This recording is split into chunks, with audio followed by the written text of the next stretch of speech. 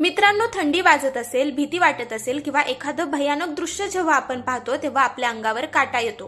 पण असं का होतं? यामागचं कारण काय आहे हे तुम्हाला माहित आहे का? ऐका तर मग. आपल्या त्वचेवर असलेल्या प्रत्येक केसाच्या मुळाशी एक छोटा स्नायू असतो.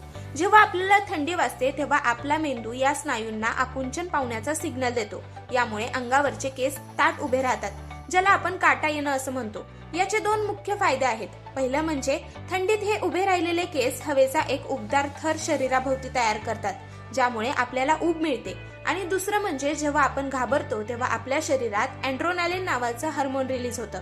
हे हार्मोन तातडीनं अंगावर काटा आणतं. प्राण्यांमध्ये भीती वाटत असेल तर ते केस फुगवतात, जेणेकरून ते मोठे आणि शक्तिशाली दिसतील.